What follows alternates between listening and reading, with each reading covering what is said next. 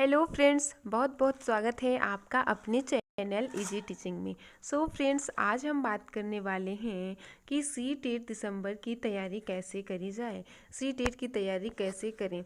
तो यहाँ पर सी टेट की तैयारी करने के लिए बहुत सारे अभ्यर्थियों के मन में यह बात आती है कि सी टेट की तैयारी शुरू कहाँ से करें और तैयारी कैसे करें। क्या सेल्फ स्टडी से तैयारी हो सकती है क्या? तो यस, सेल्फ स्टडी से तैयारी बिल्कुल हो सकती है। और फ्रेंड्स, सभी अभ्यर्थियों के मन में ये बात आती है कि क्या 1.5 से 2 महीने में तैयारी हो सकती है क्या?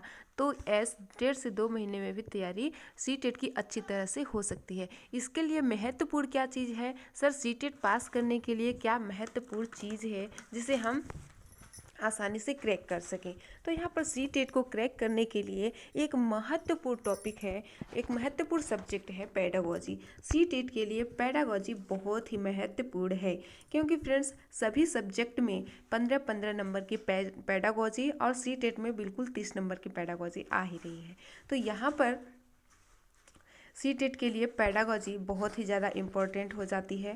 पेडागोजी के द्वारा सी टेट को आसानी से, अगर हम सिर्फ पेडागोजी को ही आसानी से समझ लेते हैं, आसानी से इसे इतनी डीप जाके लर्न कर लेते हैं कि पेडागोजी हमें समझ आने लगेगी ठीक से, तो हम क्वेश्चंस को आसानी से एलिमिनेट करके क्वेश्चन के आंसर तक जा सकते हैं और अपने सी टेट को क्रैक कर सकते हैं। तो चलिए, सी टेट के लिए कौन कौन सी चीज़, सिलेबस क्या होना चाहिए। सबसे पहले सी टेट को क्रैक करने के लिए सिलेबस पर ध्यान देना होगा। किसी भी एग्ज़ाम्स को क्वालिफाई करने के लिए, किसी भी एग्ज़ाम देने से पहले उसके सिलेबस को संपूर्ण रूप से जानना चाहिए कि सिलेबस में आता क्या है, क्या क्या चीज़ें हैं। तो यहाँ पर जो पेपर वन का सिलेबस है उसमें हिंदी है, इंग्लिश है, सीडीपी है, मैथ है और ईवीएस है।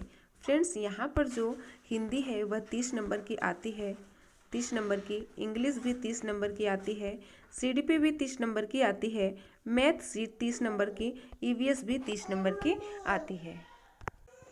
फ्रेंड्स, यहाँ पे बता दें कि जो 30 नंबर है वह किन किन पार्ट में डिवाइड होता है।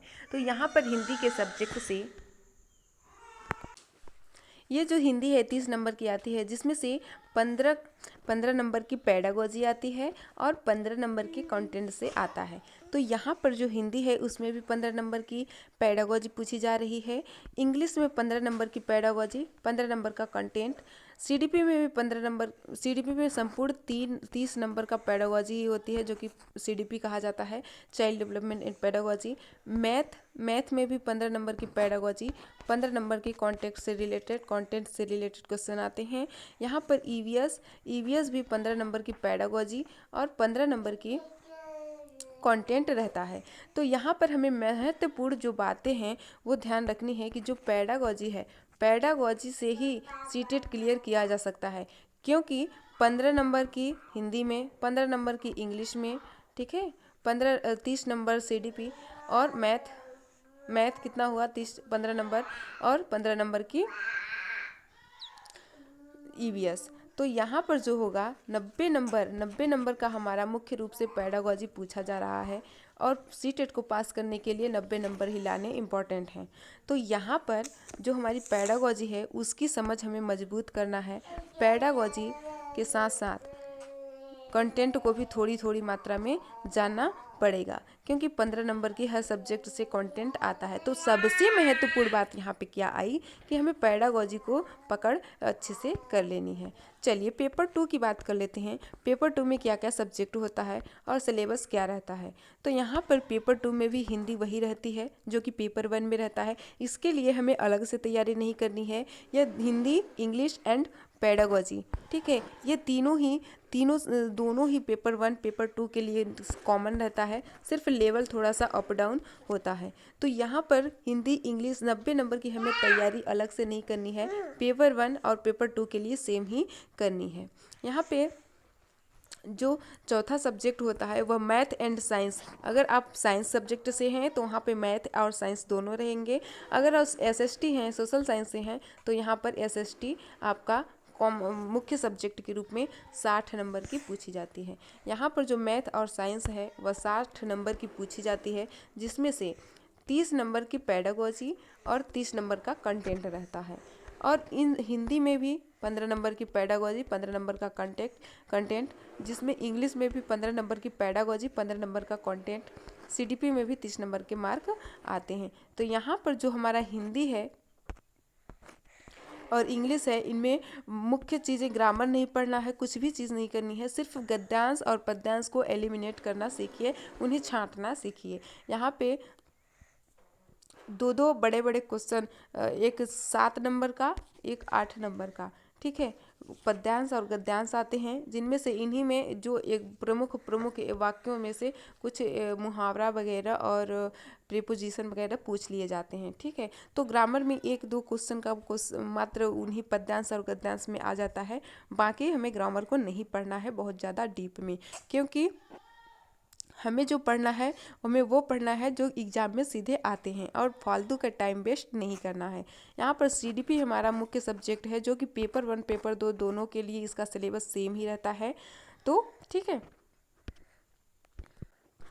तो यहाँ पर सीटेट क्वालिफाई करने के लिए महत्वपूर्ण टिप्स दे रहे हैं, जो कि आपको बहुत ज़्यादा मात्रा में ध्यान रखना की ज़रूरत होगी। यहाँ पर सिलेबस को सबसे पहले हमें देखना है, हमारा सिलेबस क्या होने वाला है, और हमारे सिलेबस में कौन कौन सी चीज़ें ऐड हैं, उन सारी चीज़ों को हमें अच्छी तरह से पढ़ना है।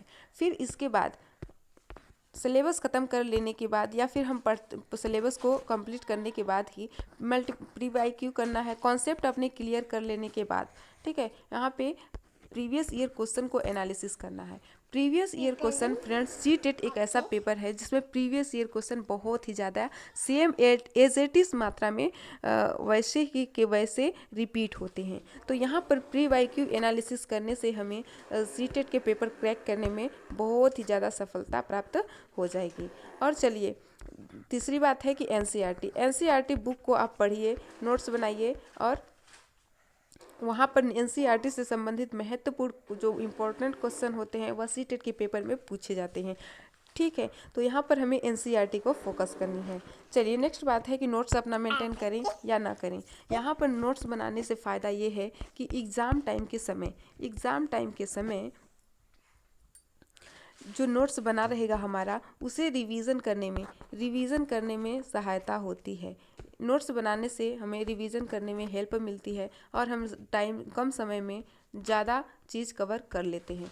तो यहाँ पर रिवीजन करने के लिए नोट्स बहुत ही ज़्यादा इम्पॉर्टेंट है। जो हमें मुख्य बातें हमें जो इम्पोर्टेंट लगती हैं, उन्हें अपने नोट्स में बनाते चलिएगा और मेंटेन करते चलिएगा, ठीक है। यहाँ पर बहुत ज़रूरी बात है मॉक टेस्ट लगाना। मॉक टेस्ट लगाने से हमें टाइम मैनेजमेंट होता है, टाइम को मैनेजमेंट किया जा सकता है, मॉक टेस्ट लगाने से हमें क्वेश्चन की लैंग्वेज समझ में आ जाएगी, और क्वेश्चंस को एनिमेट करने के लिए हमें बहुत ही ज़्यादा सहायता मिलेगी। तो यहाँ पर हम जब प्रीवियस ईयर क्वेश्चन और अपना सिलेबस कंप्लीट करने के बाद जब हमारा एग्ज़ाम नज़दीक आ जाए, तो वहाँ पर मल्टीपल मॉक टेस्ट लगाने होंगे, क्योंकि मॉक टेस्ट लगाने से अपना टाइम मैनेजमेंट होता है, और क्वेश्चन की लैंग्वेज किस तरह से आ रही है ये सभी पता होती है। तो परीक्षा हाल में हम अच्छे से अपने क्वेश्चंस को कर पाएंगे।